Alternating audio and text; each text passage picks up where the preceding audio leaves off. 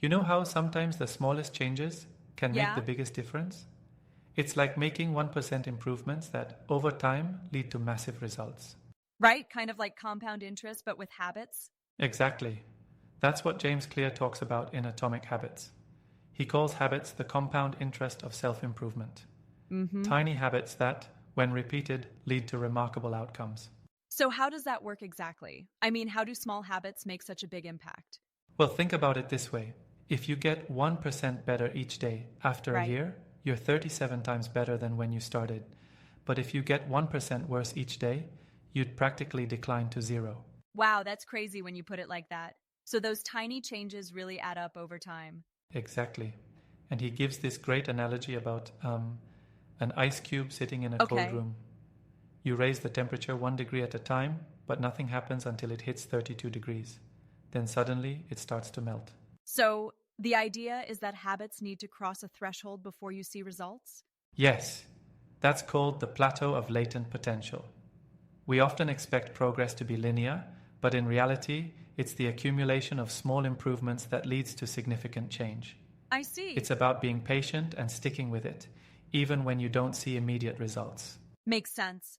But isn't it hard to stay motivated when you're not seeing progress? Definitely, that's why focusing on systems rather than goals is crucial. Hmm. You know, instead of setting a goal to say, write a book, focus on the system of writing every day. So, you're saying that goals are overrated? Well, not overrated, but goals set the direction while systems are about making progress. Right. Winners and losers have the same goals, but what makes the difference is the system they follow. That's interesting. So, how does identity play into this? I remember you mentioning something about identity based habits. Yes, instead of focusing on what you want to achieve, focus on who you wish to become. Hmm. Your habits are a reflection of your identity. Can you give me an example?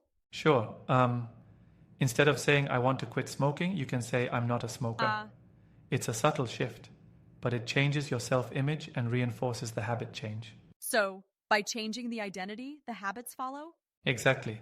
Every action is a vote for the type of person you wish to become. Got it. It's like the more you repeat a behavior, the more you reinforce that identity. That's powerful. But how do we actually build better habits? Is there a process? Yes, there is. Clear outlines the 4 laws of behavior change: make it obvious, make it attractive, make it easy, Interesting. and make it satisfying. These correspond to the 4 stages of habit formation: cue, craving, response, and reward. Can you break that down a bit more? Sure, the cue triggers the brain to initiate a behavior. The craving is the motivational force behind it. Right.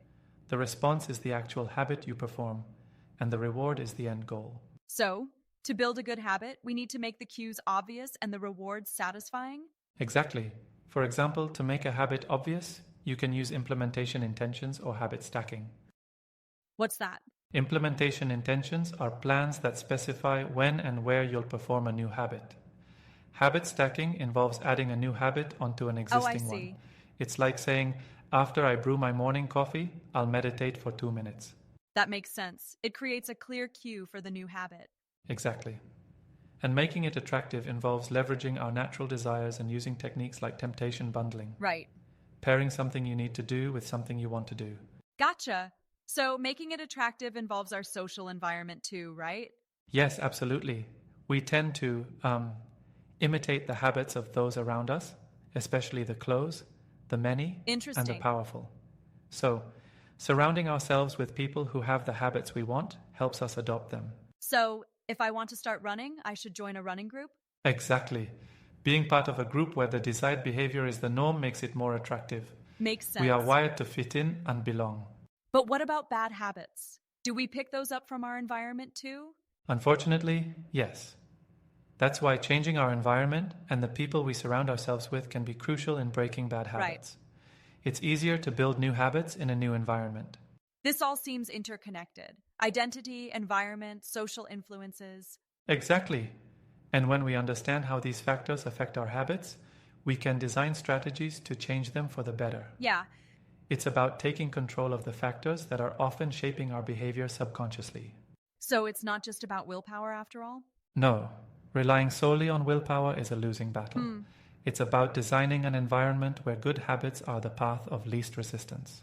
But don't you think personal discipline plays a role? I mean, isn't self control important? Well, yes, but research shows that people with high self control are the ones who spend less time in tempting Really? situations. They structure their lives in a way that doesn't require heroic willpower.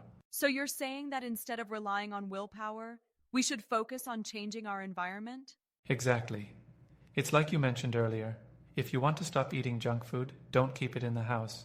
Make bad Right. habits invisible. I guess that makes sense. But sometimes we can't change our environment. What then? That's when strategies like changing your social circle or finding new routines come into play. Hmm. It's about taking proactive steps to minimize exposure to negative cues. This has been really enlightening. I'm definitely going to start applying these ideas. That's great to hear.